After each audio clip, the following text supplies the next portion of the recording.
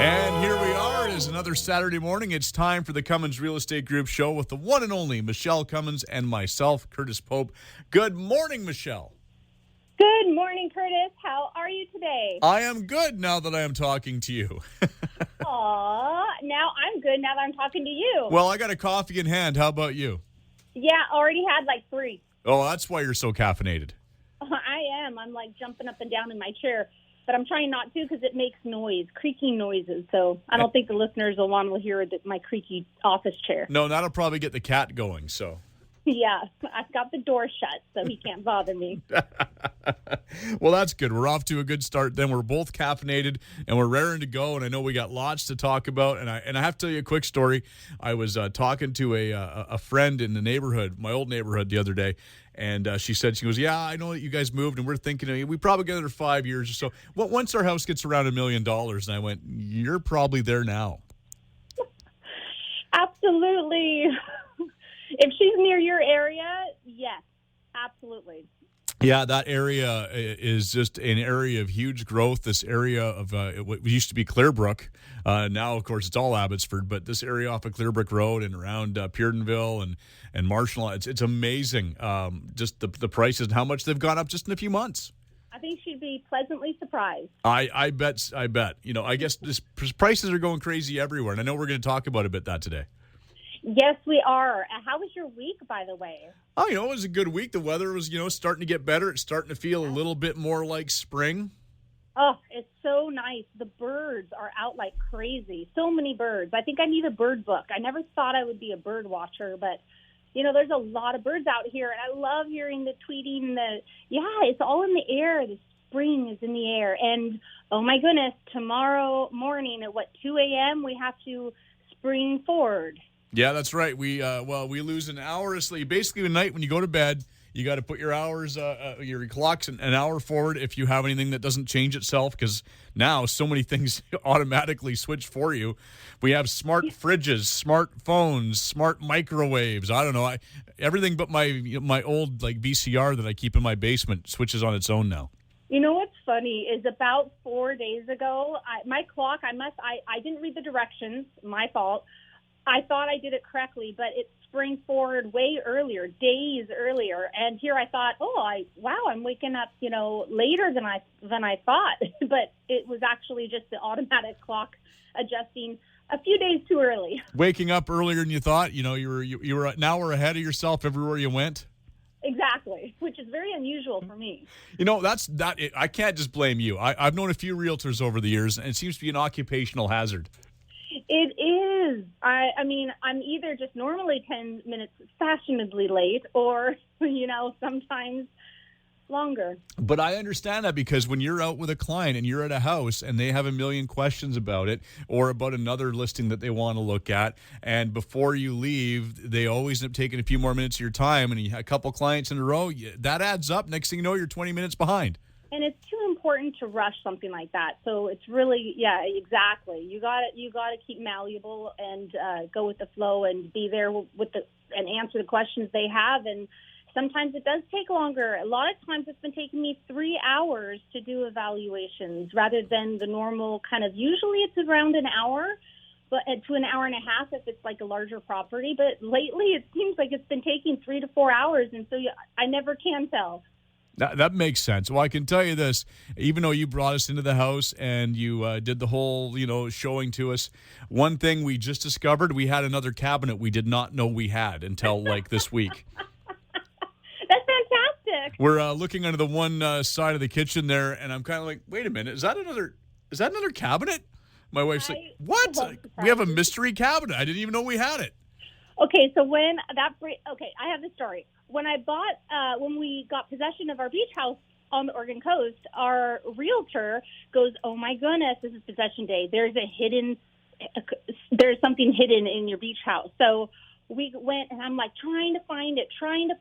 I spent so long trying to find it. Like I thought I was like Nancy Drew, or I was going to find this hidden compartment. Oh, she had to tell me because I could not find it. And sure enough, it is a really cool little hidden compartment that the owners had built. He was a cabinet maker, and he built it. And I love hidden surprises like that. Like, a new dresser drawer or something, like hidden in certain shelvings or in the basement or in the crawl space or the attic. Yeah, I'm just waiting to find a hidden wine cellar, but that hasn't showed up yet. Oh, my goodness, that would be fantastic. That would be great. So last week, actually just yesterday, one of our little red twin cars that has been used in multiple TV shows and everything, it was used on Riverdale, so it went to film last week. So, yeah. Oh, very cool. Little red twin. So, got to watch the episode. I'll send it to you when it comes out. Sounds good. And, of course, filming has been starting up again. I know they've been filming a lot in downtown Abbotsford over the last few weeks. You know what? The film production list is 6 pages long and full pages. And usually 4 pages is a lot. And it's very rare to have more than 4 pages.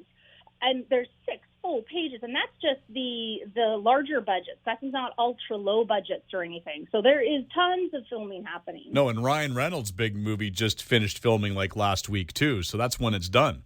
Okay, I got to go back because you had mentioned that your friend is thinking about, well, if I got $1 million for my place,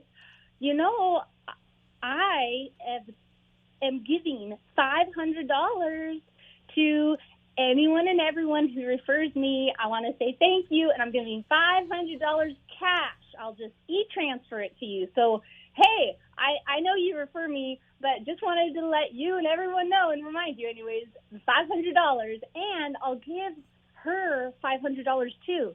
So everyone who chooses to use me, who's been referred, I'm going to give them $500 cash back at closing as well. So I wanted to share. The market's been good, and we here at the Cummins Real Estate Group want to be able to help as many people as possible with one of the largest investment transactions and personal transactions that they make. So, yeah, I mean, this is a lot of people's nest egg, and we want to make sure that they make the right decision, that they get the most for their house, and for buyers to help them navigate through this crazy seller's market that we're in. So it's our way, my way of saying thank you. I think the next commercial I hear is me saying, say Curtis sent you. You know what? I'm using your clip on my YouTube channel, so it automatically plays when you go to my YouTube channel. I love it. Oh, cool. That was when you were looking for a home. And then actually you did it. It was so awesome. You did that nice clip for me when you bought as well and moved in. So I've got that now on my website as well playing. So. Oh, very nice. Very cool. I'm glad I can help. Thank you. I really appreciate it. Oh, well, people can go to your YouTube page and they can hear and see those for themselves. Yeah, it's really cool. And, yeah. Okay, so when it comes to real estate, we've been talking about, our own experiences here and some of the things, but what do we got to talk about this week? Okay, we've got a few things we're going to talk about. One is the top 3 concerns most sellers have and what is holding them back from making the decision to list and sell. And then we're going to talk about the Bank of Canada says they aren't worried about a housing bubble. Then we're going to speak about things you need to know about buying a townhouse in 2021. Okay, that's a lot of information for our show, but we're going to get to it. And the very end is BC real estate bidding wars, again, are hitting high-end housing markets. So that's usually it hits the average price home, maybe a little over average price, but the extreme luxury higher ends don't usually get affected by this type of market, but they're starting to get it as well. So that's all on the plan for today. And I think we can go into our first one right now. We can. What do we got? What are we starting with? Top 3 concerns most sellers have, okay, and what's holding them back. So 1, sellers think they have to sell if they get an offer, especially over asking. So many people say they're worried about, well, what if it's not what I want? What if I don't, find a place? What if? They feel like they have to sell. And no, you do not have to sell. Even if you've hired a realtor to do the marketing, the negotiating for you, even if you have multiple offers, even if you have well over asking prices, cash offers, deposit in hand, the best of the best. If you don't want to sell at that moment, you don't have to. Until your John Henry is on that contract to sell and it's a firm binding contract, you can say no. So don't worry about that. But if you are definitely really thinking of selling and now is the best time, then you should go for it. Experience what it's going to be like, and then you can make a decision at the time. You're never committed completely until your John Henry is on that contract to sell. 2, worrying about what you are going to buy. I mean, of course, everyone's worried about that. How am I going to sell it? Selling is easy, but buying in this market, so they feel scared that they're going to be left out in the cold. Well, that doesn't have to happen. If you have someone like me on your team, you will never be out of house and home. These are a few examples of what I do for my seller clients to be sure they're always in control and confident. 1 is putting in a clause that allows for the seller to change the dates with something like 30 days notice to the buyer. I just recently did a 14-day notice to the buyer that the seller can change their dates, their completion and possession dates, by up to or change it by up to 30 days.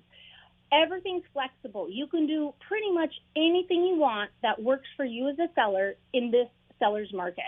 This has happened for my clients. I have had it happen many, many times. So here you have an amazing offer, and now you have confidence that any dates that work, once you find a place, you'll be fine. You won't be left out of the cold. Now, there's other ways of doing that. You can extend your dates. You can do a rent back. There's so many options here in a seller's market. Don't worry about that. But by selling, you know exactly what's going to be in your pocket. So now you can move forward in confidence in finding the place to buy. And now you can be competitive with the multiple offers that you're going to be part of, most likely, if you're buying mostly anywhere in the world right now. It seems like everywhere has gone crazy, not just the Fraser Valley, not just Greater Vancouver. Everywhere has seen low inventory and high buyer activity. Okay, 3, wondering how they can buy without any money for a deposit. You will not believe how many people have, most of their money is tied up in the equity of their property. So they don't have the ready cash they need, whether it being $20,000 or $50,000 or more. In a competitive market as a buyer, the higher the deposit, the better. So now, instead of putting the deposit in trust, why not have it be delivered straight to you, cash in hand, so that you can move forward and know you've got the cash for your deposit on your purchase. And now you can go on a shopping spree for your property, for your new place, for your dream next adventure with that confidence, knowing you've got the cash in hand. You don't have to pull it out of your investments. You don't need to worry about that, okay? It's all there. And why not use some of it for maybe your inspections or to pay off some bills, in the meantime. So that is also something that I do, and you don't have to worry about that. So those are the 3 concerns that most sellers have. All right. Well, that brings us to the end of segment number 1. If people maybe want to ask you more questions about these concerns, or maybe they have other concerns, what can they do? MichelleCummins.ca. We're back with more right after this. She's a somewhere girl. She's a somewhere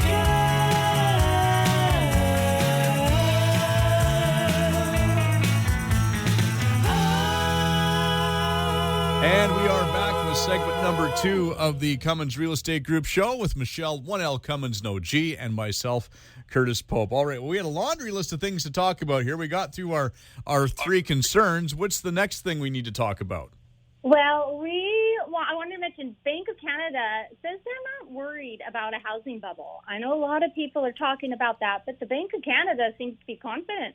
They're saying that the low interest rates and demand for space are what's fueling the hot market and price gains, and they don't see it as a concern. And then things you need to know about buying a townhouse in 2021.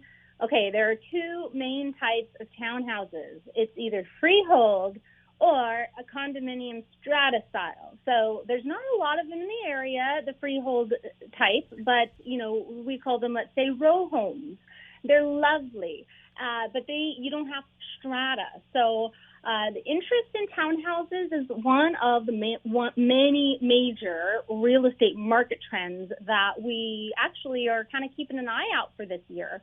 So here's everything you need to know. Okay, buying a townhouse this year. So freehold townhouses, okay, these properties have the physical characteristics of a townhouse, but nothing is co-owned or co-managed. So you get control of the interior and exterior of your home. Now, the strata condominium-style townhouses, these typically give you ownership rights to everything inside the unit structure, leaving the exterior ownership and maintenance to the condo and strata corporation. Now, the perks, okay. Owners get some low-maintenance lifestyle of owning a condominium-style townhouse. A condominium townhouse may also have shared amenities, which is a nice perk. So that's a huge bonus. I mean, you might have a pool, you might have a hot tub, a jacuzzi, a theater room. There's so many different styles of shared amenities that are out there. So that's a good thing. Usually row homes, you do not get that. And the downside, condos are strata fees. That's always a downside. And special assessments. Nobody likes those levies. So those are the two major expenses to watch out for. Fees cover maintenance, amenities, and general upkeep, while assessments cover major repairs. Now, nowadays, we got the depreciation reports, which actually most insurance providers require to be done on a complex, a strata complex, when insuring it, which that gives like a 30-year program on maintenance, so that hopefully the idea is that there's not all these large assessments and special levies in the future. So those depreciation reports come in handy and keep the strata on track. So the aggregate market forecast for townhouses, okay, Greater Vancouver is up 9% is the forecast. Greater Toronto area, 5.75%. Calgary, 0.75%, so half than 1%. Edmonton, 1.5%. Winnipeg, 4.75%. And Regina, 2.75%. So the Greater Vancouver area forecast is to go up the most, 9%. So overall, townhouses in 2021 will attract plenty of buyers. The lifestyle, the space, the low maintenance requirements make townhouses an excellent choice for new families and couples. So, BC real estate bidding wars. This is our next topic. Again, hitting high-end housing market. Okay, this report that I'm going to talk about right now is actually from the Vancouver Sun. So in 2020, multiple offers and over-asking sale prices occurred mostly for detached homes in the $1.5 to $2 million mark. Now there are signs of this moving into more expensive housing. In particular, there were two eye-popping sales in mid-February. One that went for $700,000, more than the asking price, and the other for $1.6 million higher than the asking price. Oh, in a fast escalating market with heated demand and multiple offers, it can be challenging for sellers and real estate agents to determine an asking price and can lead to over the asking price. I always pay when I'm going into my listing appointments nowadays is really, how much do you want in your pocket? When they say, what's my home worth? Well, market value is whatever all those buyers out there are willing to pay. So once it's marketed properly, once it's exposed to the marketplace in the best light, in the best way it possibly can, who knows how high it will go if you strategically and negotiate it best for you as the seller. So I go in going, I don't know what it's going to sell for. I definitely know not to go any lower than a certain price point to list, but every buyer out there knows that it's like throwing mashed potatoes on the ceiling. It's just kind of like throwing out a price and seeing what sticks. Now let's just throw out this price, because every buyer knows that the asking price is not going to be the selling price. It's the starting bid. It's like, this is the reserve, but you know what, really, we're not going to sell it at this. We're listing at this, but we're not going to sell at this. That's what the asking or the list price, say it, is nowadays. Very low interest rates are spurring sales and prices. Existing homeowners are refinancing at low rates and taking that cash to make another property investment. So we're seeing a lot of different types of purchases nowadays. Recently, a West Vancouver detached home assessed at $2.69 million received 19 offers and sold for $3.6 million, which is $723,000 over the asking price. On the west side, a 4,000 square foot, 5-bedroom rancher style home sold for $5.66 million, and that was $1.68 million over the asking price. So these are those higher end homes, which normally do not see multiple offers. So this is outstanding. The condo market, which has been more price balanced due to a healthier supply of listings, is also seeing some of this frenzied activity as well. And remember, this isn't Fraser Valley. This is Greater Vancouver. It gives you an idea, a little look into that area. Recently, a one-bedroom under 1,000 square feet in Kit, they were asking $899,999, so $900, sold for 1.1 and a little over. So that's $207,000 over their asking price, and that's the condo. So that's the market of high-end homes right now, which is just crazy. Okay, I've got Curtis. I was telling you before we got on air about this amazing one-of-a-kind property for sale in Golden, BC. Yeah, you teased about that before we got on the air, and I'm like, yeah, Golden's a lovely little town. I love Revelstoke, Golden. Spent some time there just a couple years ago. It's beautiful. And I've never been there. And did you know the history of Golden, how they got their name? Oh, gee, I did know this, but I'm drawing a blank. I thought I know. I'm drawing a blank on it. I remember reading this at some point. Well, I was told by actually the listing agent of this property I'm going to mention. He was born and raised in Golden. His parents were, his grandparents were, I think his great-grandparents were. But he said the actual name came from a little town south called Silver. And they said, we want to be better than Silver, so let's call ourselves Golden. Yeah, that works. I thought that was great. So because this is an incredible, unique opportunity to own Canadian history, I wanted to share it with everyone because most people aren't looking for this type of opportunity. So here it is on our show today. This property is home to Edelweiss Village. It's a village. You can own your own Swiss village. That is something that you pretty much, that's not something that comes across your desk every day. No. It's got 6 original Swiss guide homes built between 1910 and 1912. The homes were built by the Canadian Pacific Railway to house the Swiss guides and their families who were employed in Golden by the CPR to tour wealthy tourists into the mountain areas such as Rogers Pass and Banff and Lake Louise. This property is a total of just over 50 acres. The Swiss guide homes are situated along the roadway, curving its way up and across the property, giving every building beautiful mountain views. These incredible, unique buildings feature amazing woodwork, wooden staircases, and views that are heartbeat from every window. The historic homes all have updated plumbing, heating, and electrical components. Electrical with 100 to 125 amp services, as well as updated oil furnaces from the early 2000s. Under the carpet is a still original fir planking waiting to be restored. The main residence, originally built in 1978, is a spacious, updated 2-level home with multiple decks and large windows overlooking a beautiful kept lawn and landscaping. The property is mostly treed with matured timber, gentle slopes, and benches. This opportunity is once in a lifetime. So Golden has around 4,000 or less population. It's a tourist ski town with Kicking Horse Mountain Ski Resort, surrounded by mountain views and trees. It's got the famous Kicking Horse River running through it, right through town, where many whitewater raft in the summer months. This town is where everyone knows your name. It's still small and quaint, but with a lot of opportunity as they have the mill, the railway, the ski hill. Many residents own their own businesses. It's just a fantastic place to live and invest. I've been doing a little investigating in it myself once I found out about this property that just hit the market. It's fantastic, and they're asking $2.3 million.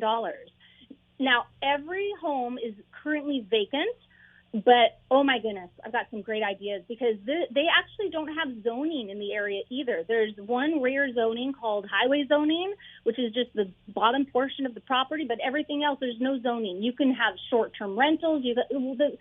it's endless, the possibilities that you can actually use this property for. So it's fantastic. If anybody's interested, give me a call. I'd love to help you. Yeah, no, it is a beautiful spot, and you're also, it's kind of the gateway to get you over to some real nice parts of Alberta, too. Yes. So Okay, it is. It's a beautiful part of the province that a lot of people haven't probably spent enough time at. You're so right. I mean, I've gone to Banff. I mean, I love Banff.